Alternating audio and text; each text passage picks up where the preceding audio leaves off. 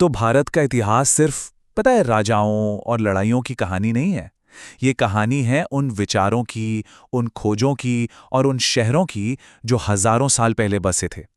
आज हम उसी नींव को थोड़ा कुरेदेंगे, देखेंगे कि भारत के भविष्य ने आखिर आकार लिया कैसे।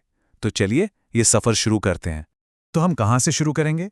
सबसे पहले बात होगी भारत के पहले सुनियोजित शहरों की। फिर देखेंगे कि कैसे नए नए आइडियाज ने समाज को एक बिल्कुल नई दिशा दी। उसके बाद हम चलेंगे महान साम्राज्यों के दौर में, और आखिर में ये समझने की कोशिश करेंगे कि भाई इतने बड़े बड़े एम्पायर्स को चलाने वाला सिस्टम आखिर था कैसा। अब ये सवाल अपने आप में कितना दिलचस्प है ना, कि लगभग 5000 साल पहले एक परफेक्टली प्लान्ड शहर कोई कैसे बना सकता है। ये सवाल हमें सीधा ले जाता है सिंधु घाटी सभ्यता की उस कमाल की इंजीनियरिंग की तरफ। मतलब जरा सोचिए, उस जमाने की टेक्नोलॉजी के साथ ये सब हुआ कैसे होगा। तो हमारा पहला पड़ाव है सिंधु घाटी सभ्यता। देखिए, ये सिर्फ कोई आम बसावट नहीं थी, ये तो कांस्य युग का एक शहरी कह सकते हैं, एक चमत्कार था। एक ऐसा अजूबा जिसने आने वाली सदियों के लिए एक मिसाल कायम कर दी। और ये शहर वाकई में इंजीनियरिंग के कमाल थे।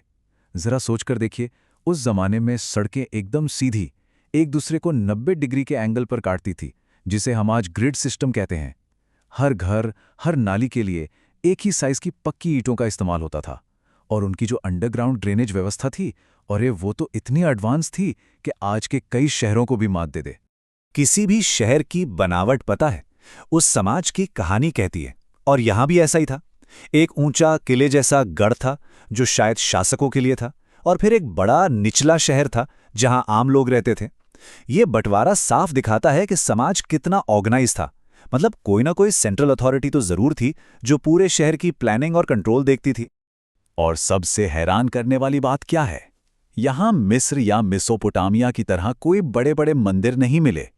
इससे क्या पता चलता है? यही कि यह समाज शायद धर्म से ज्यादा ट्रेड और कॉमर्स पर फोकस करता था। ऐसा लगता है कि यहां पुजारियों का नहीं, बल्कि काबिल एडमिनिस्ट्रेटर्स और व्यापारियों का बोलबाला था।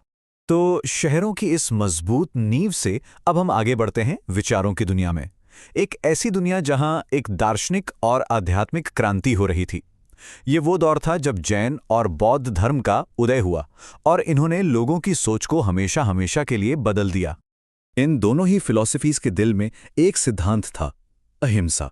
यानी किसी भी जीवित प्राणी को कोई चोट ना पहुंचाना, कोई हिंसा ना करना। और ये उस जमाने के हिसाब से एक बिल्कुल क्रांतिकारी विचार था, जिसने भारतीय सोच पर बहुत ही गहरी छाप छोड़ी। अब देखिए, लक्ष्य तो दोनों का करीब करीब एक जैसा था, लेकिन रास्ते वो अलग थे। बौद्ध धर्म में लक्ष्य है निर्वाण, जिसके लिए गौतम बुद्ध ने 8 रास्ते यानी अष्टांगिक मार्ग दिखाया। वहीं जैन धर्म का लक्ष्य है कैवल्य यानी मोक्ष, जो 5 महाव्रतों को अपनाकर मिलता है। और एक बहुत खास बात, दोनों ने ही अपनी बातें संस्कृत में नहीं कहीं, जो उस वक्त विद्वानों की भाषा थी। उन्होंने आम लोगों की भाषा पाली और प्राकृत को चुना, ताकि उनका मैसेज हर एक इंसान तक पहुंच सके। तो ये जो अष्टांगिक मार्ग है ना, ये सिर्फ कोई लिस्ट नहीं है, ये तो असल में जीने का एक प्रैक्टिकल तरीका है। इसकी शुरुआत होती है सही सोच और सही समझ से, फिर ये आपको सही काम और सही बोली की तरफ ले जाता है, और आखिर में सही ध्यान और कंसंट्रेशन पर आकर ये पूरा होता है। आप कह सकते हैं कि ये दुखों से आज़ादी का एक पूरा रोड मैप है। तो इन नए विचारों की क्रांति के बाद अब आता है भारत में साम्राज्यों का दौर। ये वो वक्त था जब छोटे छोटे राज्य एक साथ मिलकर बड़े, बहुत बड़े, शक्तिशाली और कल्चरली रिच एम्पायर्स में बदल रहे थे। ये टाइमलाइन हमें 2 महान राजवंशों की कहानी बताती है।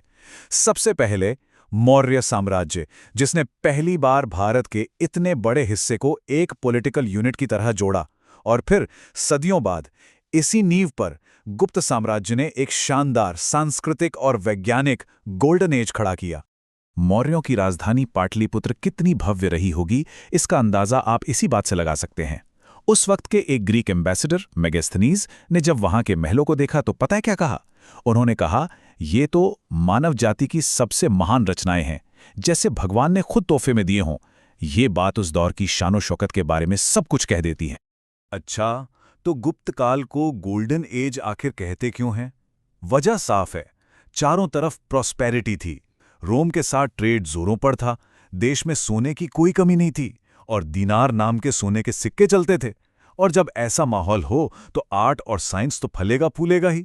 इसी दौर में आर्यभट्ट जैसे जीनियस ने दुनिया को शून्य दिया और कालिदास जैसे महान कवियों ने ऐसा साहित्य लिखा जो आज भी जिंदा है। लेकिन एक मिनट, इतने बड़े बड़े साम्राज्यों को चलाना कोई बच्चों का खेल तो था नहीं।